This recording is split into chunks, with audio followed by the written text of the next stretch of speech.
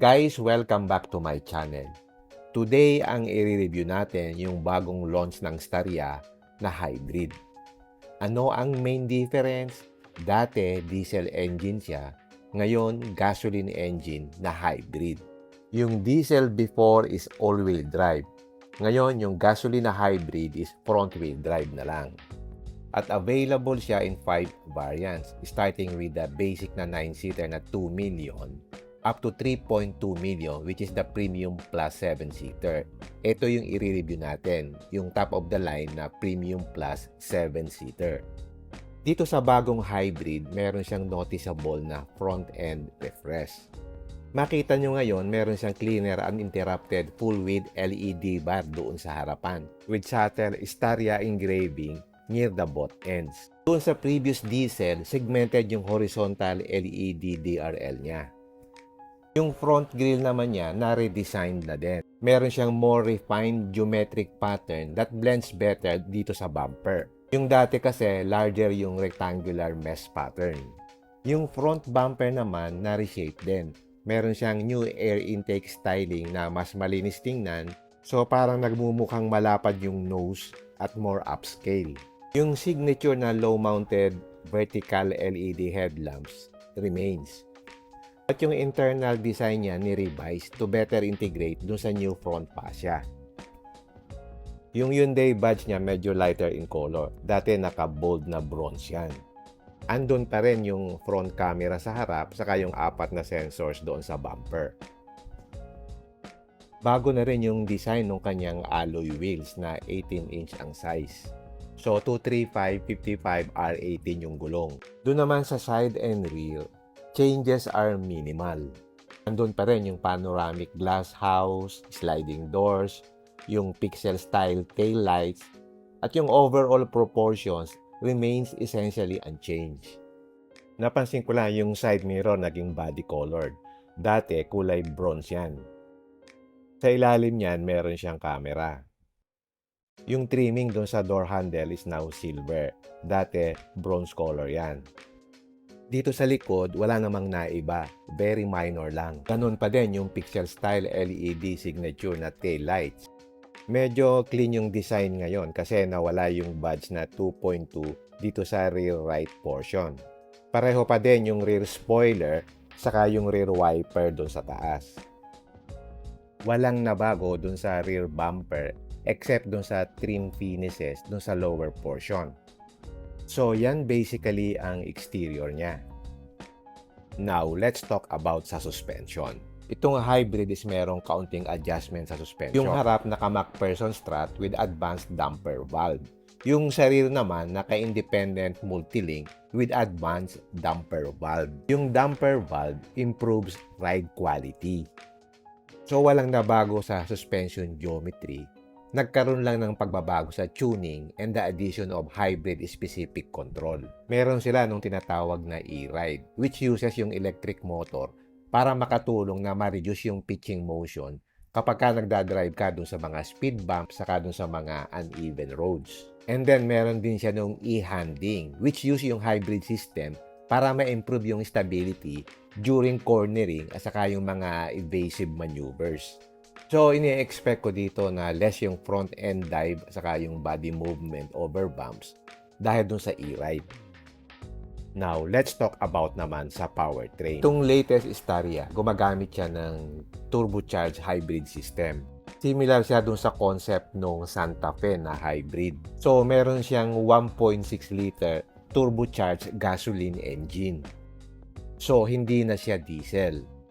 It produces approximately 178 horsepower and 265 Nm of torque.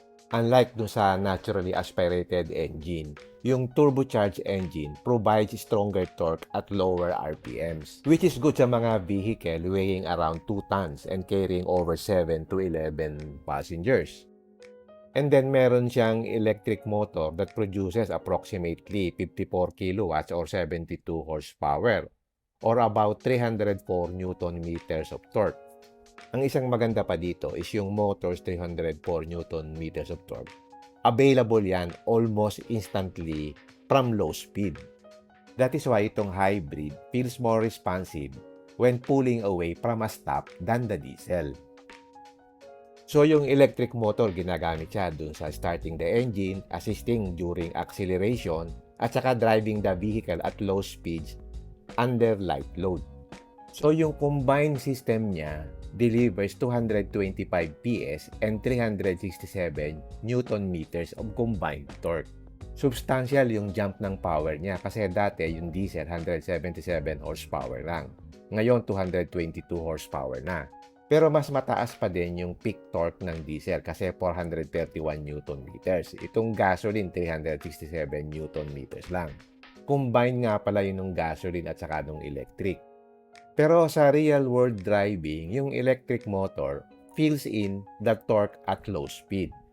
So the hybrid system often feels quicker than the numbers alone suggest.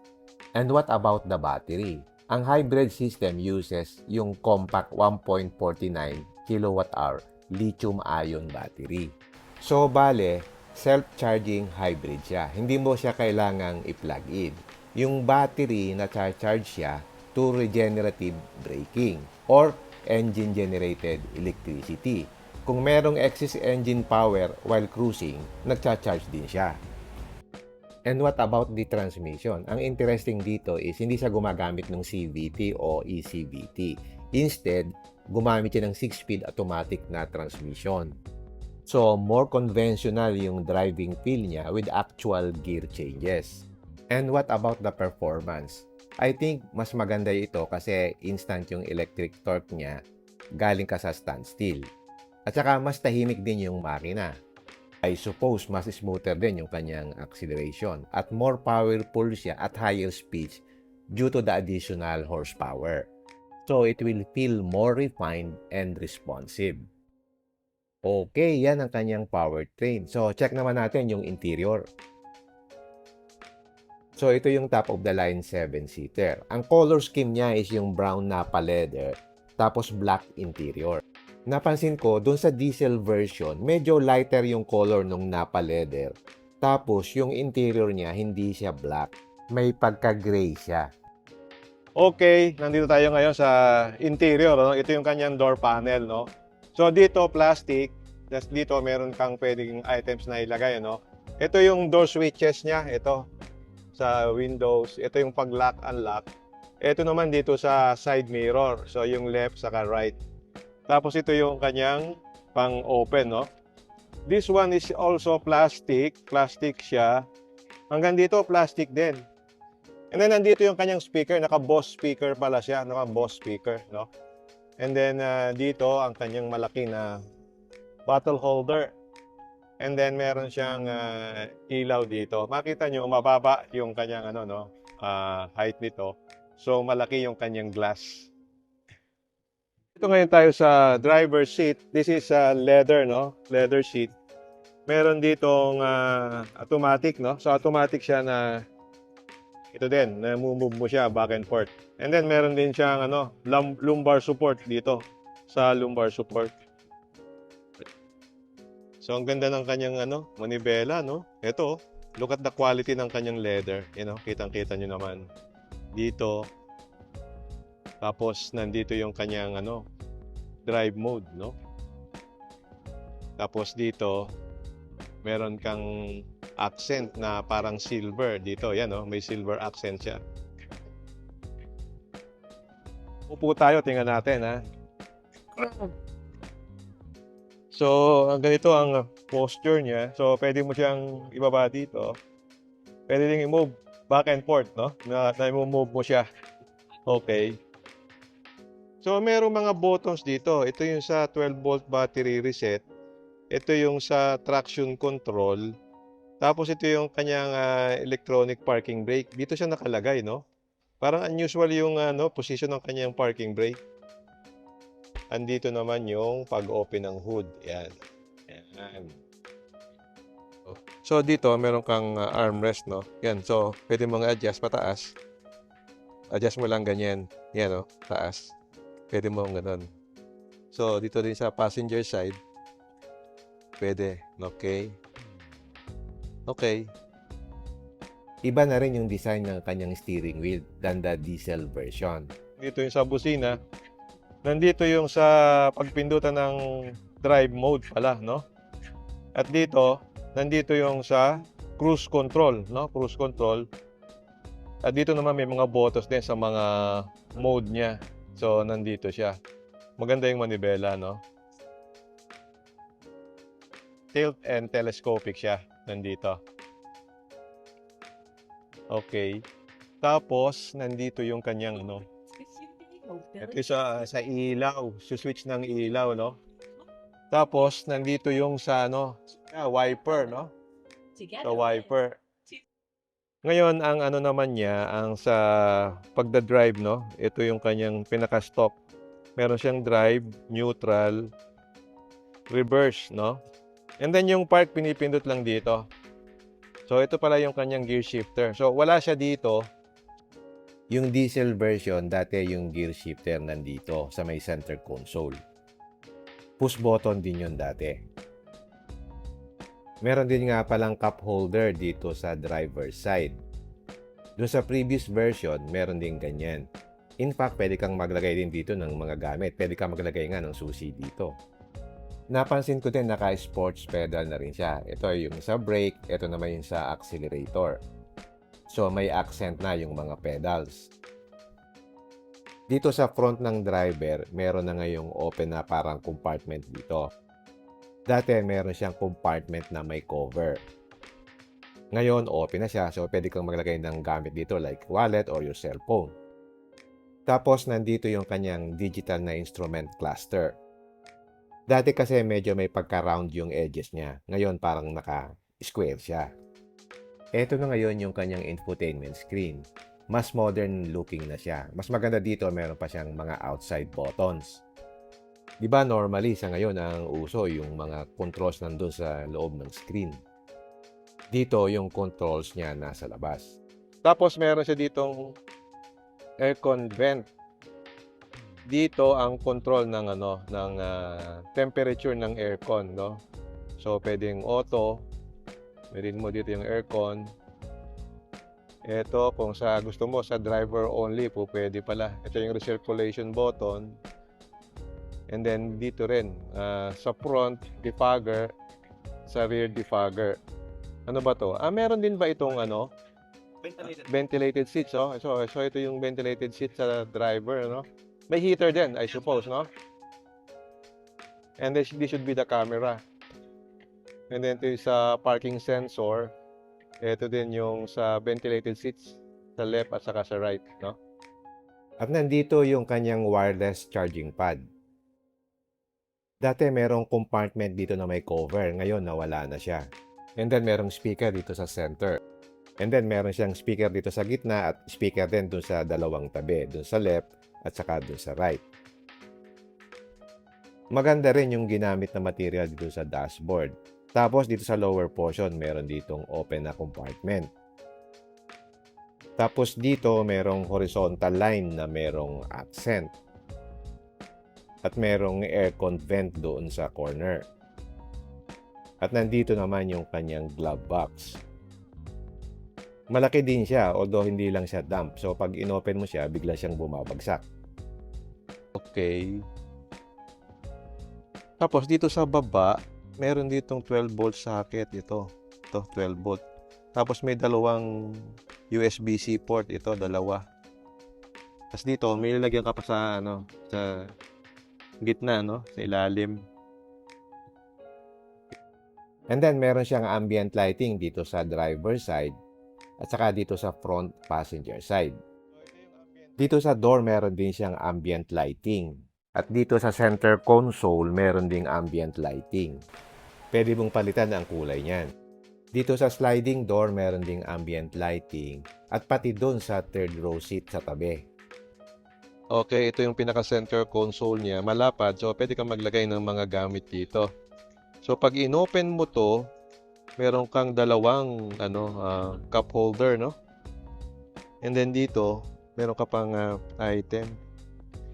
Meron pa rin dito sa ilalim. Hindi ko alam kung bakit meron pa ditong compartment sa loob eh. Hindi ko alam para saan yun. Siguro additional compartment dito.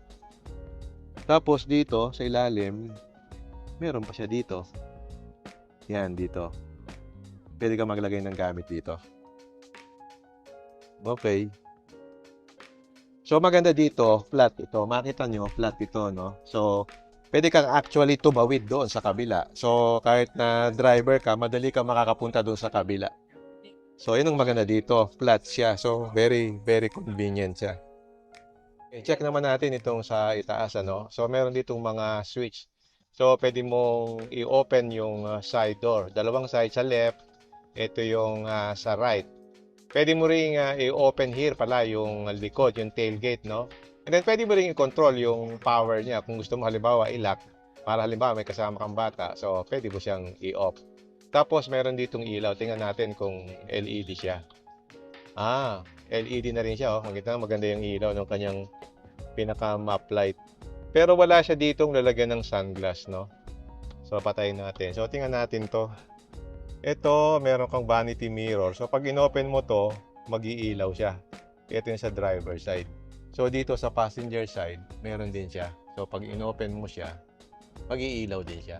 Okay. So, ang maganda dito, kulay black. At nga pala dito, meron dito itong switch dito. Ito, switch pag inopen mo yung cover nitong pinaka-sunroof dito sa may front passenger, no? Dito naman sa likod, dun sa likod, meron din siyang moonroof. So, dito yung switch ng kanyang moonroof. Yung passenger seat dito sa front is power adjustable din. Pero wala siyang lumbar support. At dito naman yung location ng kanyang jack. So, pag inopen mo yan, makikita mo yung jack. So, pag ibinalik mo yung cover, malinis na ulit. So, ito-twist mo lang yung dalawang button dito para mailock mo ulit siya. Okay, punta tayo sa second row. So, pag pinul mo itong handle, mag-o-open yung sliding door. Nandito naman yung button for seat ventilation. At dito naman yung adjustment ng kanyang seat. Ito yung parang pinaka-stepboard mo inside. Pero parang mataas siya. And then, meron siyang courtesy light dito sa side. So, ito yung itsura ng seat dito sa second row. Meron siyang dalawang captain seat. Naka-Napa leather siya. Napansin ko dito, yung Napa leather niya, medyo darker yung shade niya than dun sa previous na diesel version. Nakita nyo rin yung seat belt naka-integrate dun sa seat. Tapos meron siyang leg extension. Napansin ko din yung kanyang headliner kulay black na. Dati kasi kulay beige yan. It adds dun sa premium feeling. So, meron siyang dalawang captain seats kasi ito is premium na 7-seater. Available din siya sa 9-seater saka 11-seater. So, makita nyo, very roomy siya kasi flat talaga yung flooring niya. At maganda rin yung kanyang seat cushioning. Pasok tayo, no?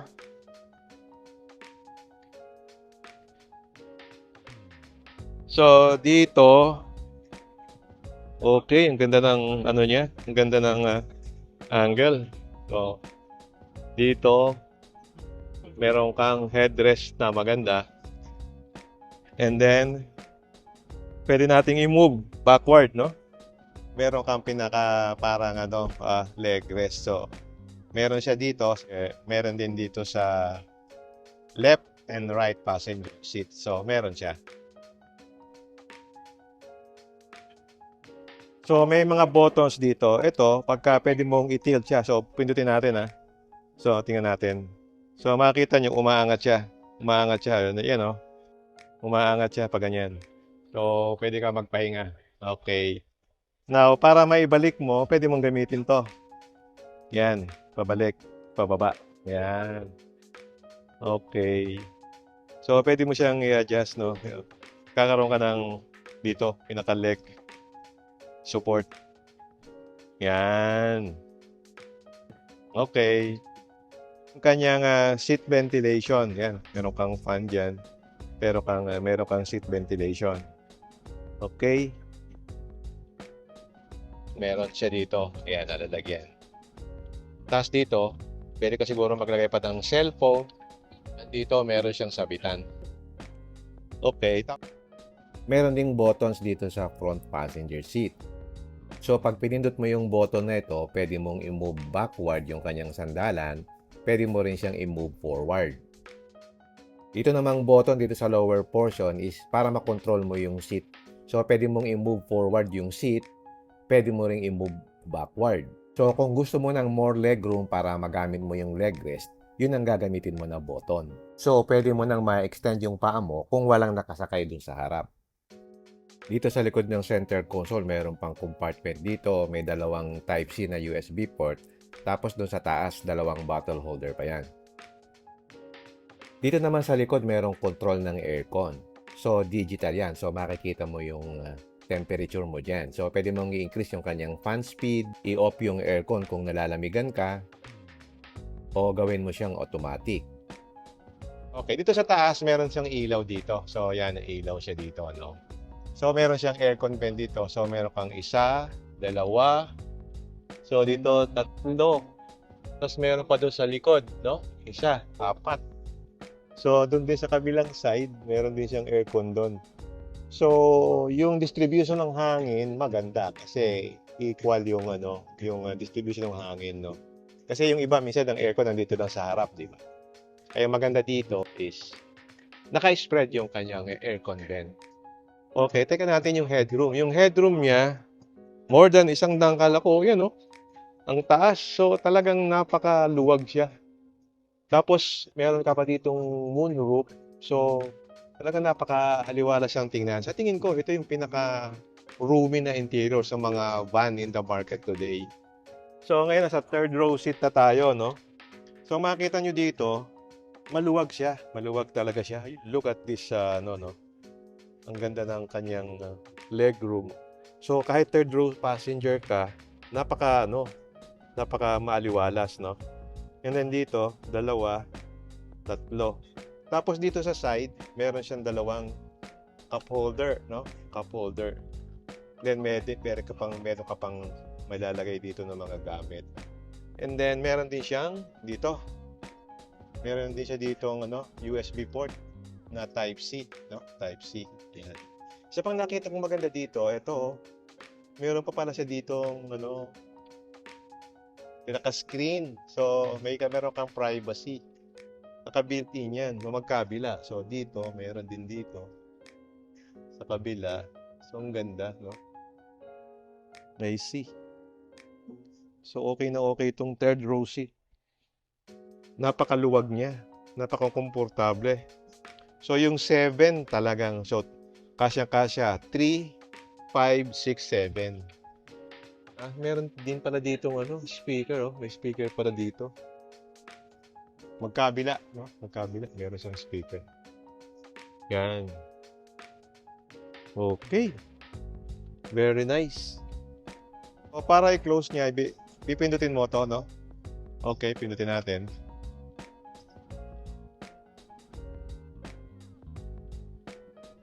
Yun.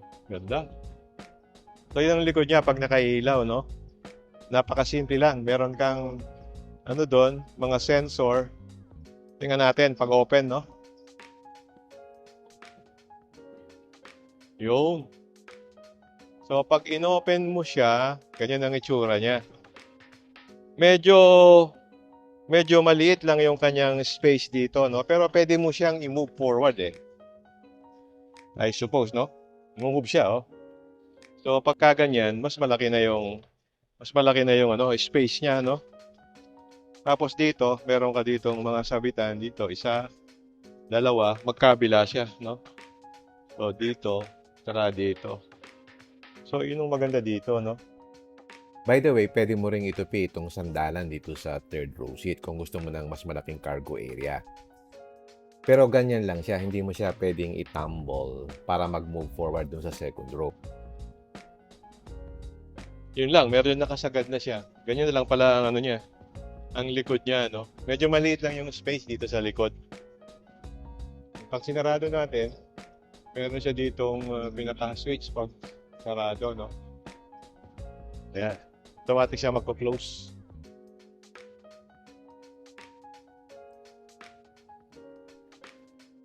Okay, yan yung mga features ng bagong Staria. Now, ano naman yung mga pros and cons nito? Ang unang pro niya is mas smoother siya than the diesel version. So, yung electric motor eliminates much of the vibration and hesitation you normally get from a diesel. So, mas quiet yung take-off mo, mas smoother yung acceleration, at less engine noise. At less vibration din when idling. Ang second pro niya for me is yung kanyang better fuel economy. Hyundai claims na 17.7 km per liter dun sa local testing. Pero realistically, siguro sa city you get around 12 to 15 and highway siguro 16 to 18 kilometers per liter. For a van, matipid yun. Sulit kasi marami siyang naisasakay. Third pro niya is more horsepower. Yung diesel kasi 177 horsepower. Itong hybrid 222 horsepower. Although less yung peak torque niya, yung instant response from the electric motor, mas lively siya at more eager during overtaking. Another pro niya is yung kanyang premium interior. Meron siyang dual 12.3-inch displays, may bagong dashboard, better materials, yung premium Bose audio sound system, at saka yung kanyang BlueLink connectivity na meron pa siyang wireless smartphone integration. Another pro niya is yung kanyang excellent passenger space. This remains one of the Staria's biggest advantages kasi mahaba yung kanyang wheelbase, so huge yung kanyang second row legroom. Comfortable yung third row, meron siyang high roof for easy entry, at okay din yung kanyang luggage capacity. Few MPVs offers as much interior room. Another pro niya is it's easy to drive for its size. Imagine, meron kang large windshield, mababa yung dashboard, merong parking sensors, may surround view camera, at saka yung light steering. So, it's less intimidating than its dimensions suggest. Another pro niya is ang dami niyang advanced features for a van. Yung new infotainment system niya offers faster processor, sharper graphics, meron siyang wireless Apple CarPlay, Android Auto, saka yung improved voice recognition. In addition, meron siyang enhanced adaptive cruise control, lane following assist, blind spot collision avoidance assist, rear cross traffic collision, highway driving assist on higher spec models. At meron siya ng Hyundai BlueLink. So you can lock and unlock remotely. Makikita mo rin yung vehicle location sa iyong cellphone, yung maintenance reminders, o kaya yung emergency assistance. Ang dami din niyang sensors, yung front and rear parking sensors, meron din siyang side parking distance warning. And lastly, better yung kanyang refinement. Kasi yung hybrid system, nag-i-improve na yung cabin quietness, reduce yung body fits, yung meron siyang e-ride, smoother stop and go driving, and more seamless acceleration. Now, ano naman yung mga cons niya? Nawala na yung all-wheel drive system. Sa ibang buyers, hindi naman importante yon. Pero those who are regularly driving doon sa mga rough provincial roads, mas maganda kung all-wheel drive ka. Another con niya is less yung peak torque niya than the diesel.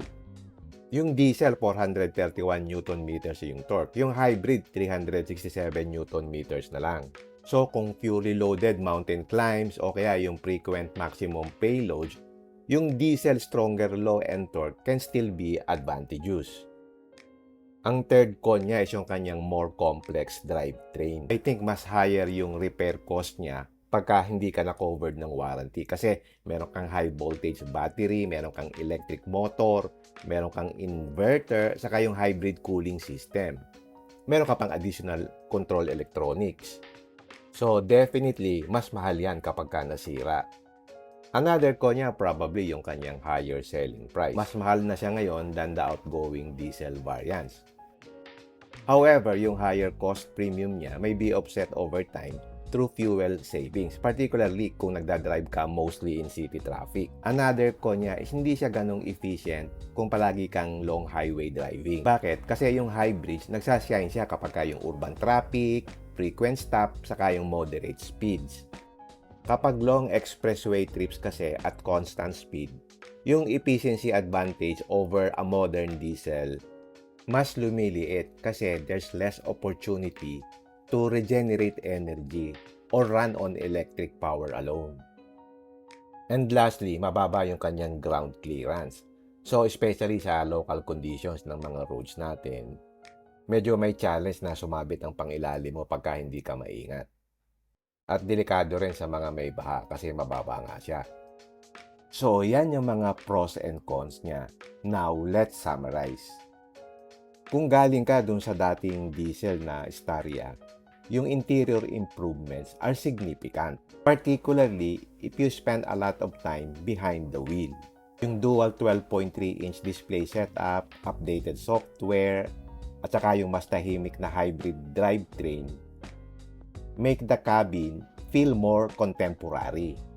Although hindi naman nagbago yung seating layout, yung technology and overall refinement are much closer dun sa mga Hyundai's newest passenger vehicles. At marami kang variants na pwede mong pagpilian. So, depende na lang yan sa need mo. I would say that Hyundai has shifted the Staria from a practical diesel people mover to a more refined, technology-focused premium MPV. So, magandang choice siya. For example, kung family kayo of 5 to 9 people, you spend a lot of time sa city traffic, and you want a quieter, more comfortable MPV, then bagay na bagay ito sa inyo. Yung diesel version naman, much better kung regularly nakikerry ka ng maximum payload o you need all-wheel drive for challenging road conditions. At saka kapag ka long distance highway driving din, yung diesel efficiency remains very competitive. At ang biggest competitor nito is yung mga Toyota Hiace na van. Yung Grandia kasi is fundamentally based on the Hiace platform, which has commercial roots. Yung Staria naman was designed from the outset to be a passenger-focused people mover. Kaya mas maganda yung kanyang seating position, more cabin space, better visibility, more premium materials ang ginamit, at saka better yung sound insulation. So maganda talaga siya sa city driving. But sa Philippine market, a lot of people still choose yung Grandia. Why? Because of its durability at easier maintenance. Yung Grandia would be better fit for you if you regularly carry 10 to 12 adults plus luggage, o kaya nag-ooperate ka ng mga airport shuttle, o you drive through provincial roads every day, and you put maximum payloads on the vehicle. So, depende talaga yan sa needs and preference mo. In my case, I would choose the Staria Hybrid 7-seater kasi it offers hybrid powertrains refinement and efficiency. The Staria Hybrid feels like more modern, refined, and comfortable. It's the kind of vehicle that makes everyday driving and long trips more enjoyable, not just more practical. Okay, hanggang dito na lang. Medyo napahaba na yung kwento ko. But anyway, I hope nakapagbigay ako sa inyo ng insights about this new Staria Hybrid. If you like this video, don't forget to like, share, and subscribe. Until next time, see you again in my next vlog. Bye!